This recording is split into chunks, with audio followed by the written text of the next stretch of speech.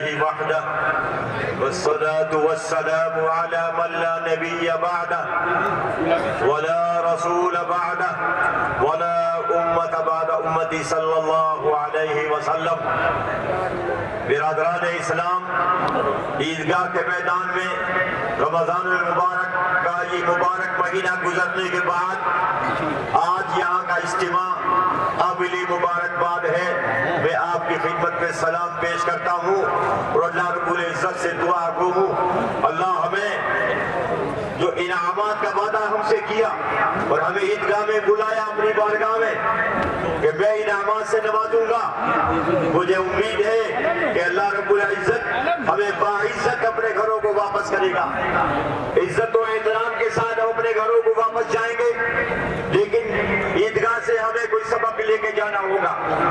ابھی جیسا کہ مفتی صاحب آپ کے سامنے بیان کر رہے تھے علم کے تعلق سے، قرآن مقدس میں اللہ نے ہمیں کنتم خیر امت فرمایا، اے مسلمانوں تم سب سے بہترین امت ہو۔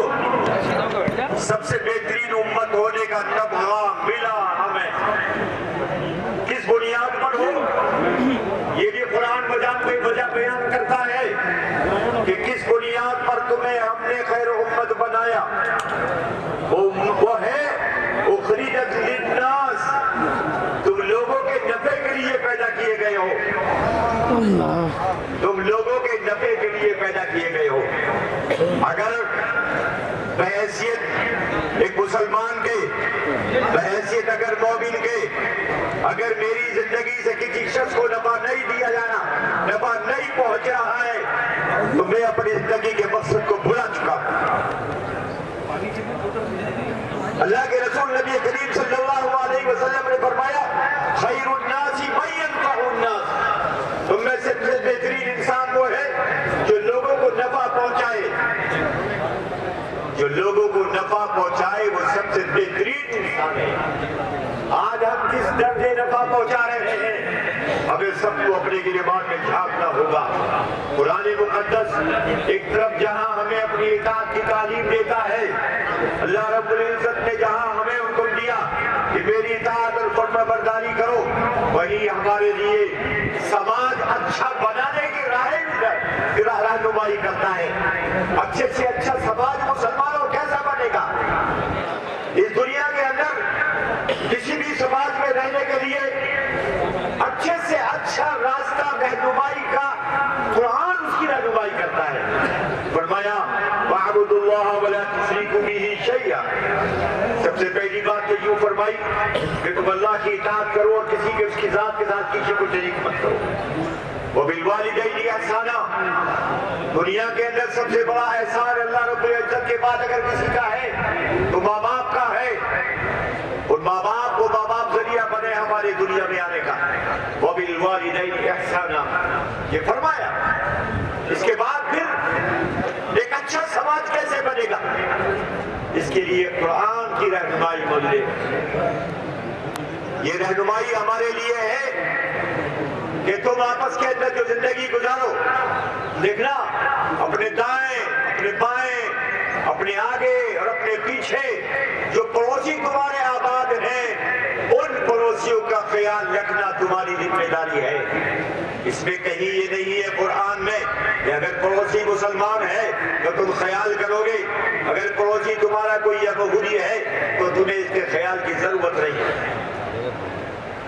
یہ رہنمائی قرآن کر رہا ہے، اور کہاں تک رکھیے آپ، یوں فرمایا قرآن میں کہ اگر کوئی راستے میں مسافر سفر میں تمہارے ساتھ ہو جائے اور گھنٹے 2 گھنٹے تمہارے ساتھ گزار لے، وہ بھی تمہارا پڑوسی ہے، اس پڑوسی کا بھی خیال کرنا۔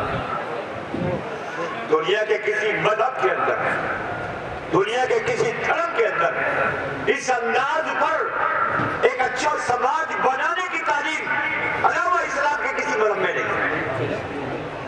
لیکن بدقسمتی آج ہماری کہ جن کو یہ اعلیٰ مذہب ملا، جن کو قرآن مقدس ملا، جو کہ نبی کریم صلی اللہ علیہ وسلم کی ذات میں اقدس ملی، جو کائنات میں سب سے افضل، آج اس کے امتی آج کے حالات میں پسماندہ بن گئے اور اپنے آپ کو ایپلیکیشن دے دے کے پسماندہ بنانے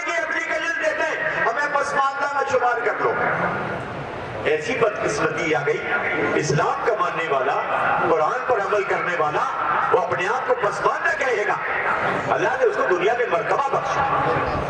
اس لیے میرے بھائیوں، اللہ رب العزت ہم پر کرم فرما دے، ہمارے اوپر احسان کا معاملہ فرما دے۔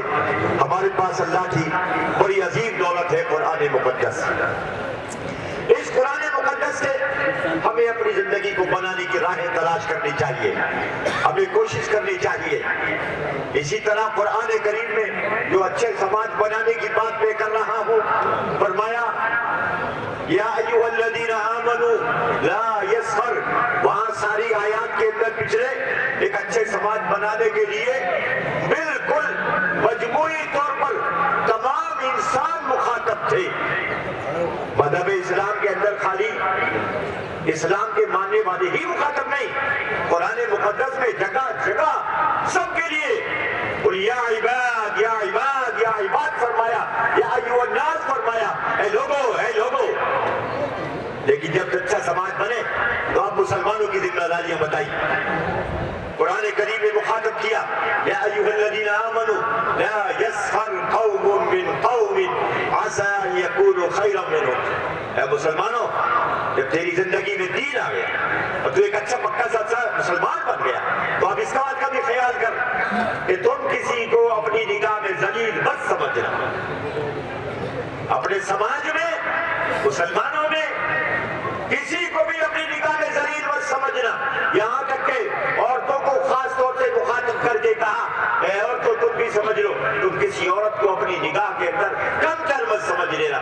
ہو سکتا ہے جس کو تم کم تر سمجھ رہے ہو، اللہ کے نزدیک اس کا مقام تم سے زیادہ بہتر ہے۔